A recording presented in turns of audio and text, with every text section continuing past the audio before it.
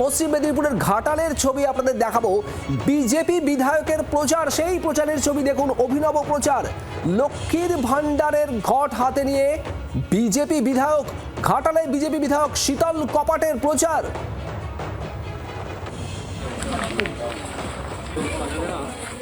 লক্ষ্মীর ভান্ডার হাতে নিয়ে প্রচারে নেমেছেন বিজেপি বিধায়ক।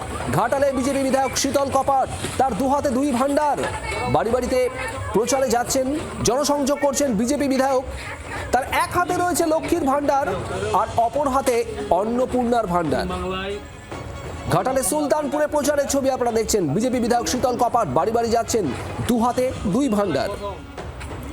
ভান্ডার নিয়ে বিজেপির প্রচারে শুরু রাজনৈতিক চর্চা। বিজেপি ক্ষমতায় এলে লক্ষ্মীর ভান্ডারের পাশাপাশি অন্নপূর্ণা ভান্ডারও দেওয়া হবে। অন্নপূর্ণার ভান্ডারের টাকাও একসঙ্গে মিলবে বলে প্রতিশ্রুতি দিচ্ছেন বিজেপি বিধায়ক শীতল কপাট। 3000 টাকা, হ্যাঁ আপনি পেয়েছেন? তার সাথে সাথে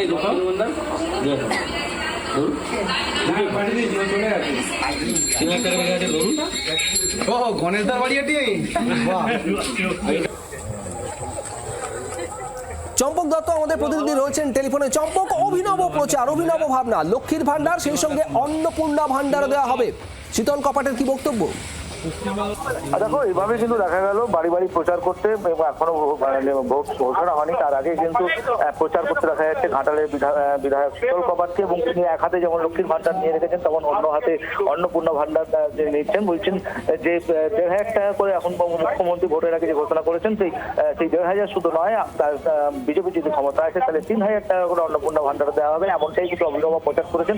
এরকম ভাবে এক হাতে লক্ষ্মীর ভান্ডার যেমন রয়েছে, আরেক হাতে অন্নপূর্ণা ভান্ডার নিয়ে সেই রকম ভাবে কিন্তু তিনি বাড়ি বাড়িতে গিয়ে সেই প্রচারই করছেন। এবং সেই বিষয়টা নিয়ে রীতিমতো কটাক্ষ করেছে তৃণমূল।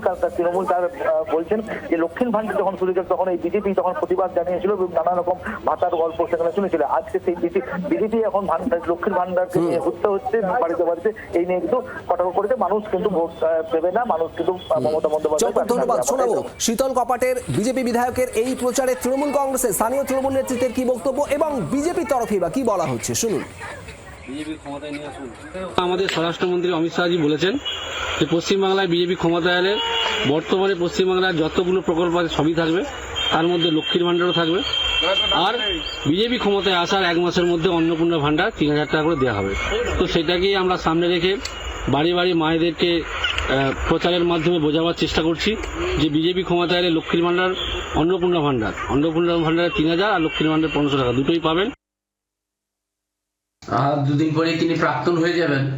এখন নাকি প্রচারে একটা নতুন কৌশল নিয়েছেন, এক হাতে নাকি লক্ষ্মীর ভান্ডার আর এক হাতে নাকি কি অন্নপূর্ণা ভান্ডার, এই নামে তিনি 3,000 টাকা দেওয়া হলে মানুষকে একটা মানে কি বলবো অসার একটা মিথ্যা কথা বলছেন, মিথ্যা প্রতিশ্রুতি দিচ্ছে।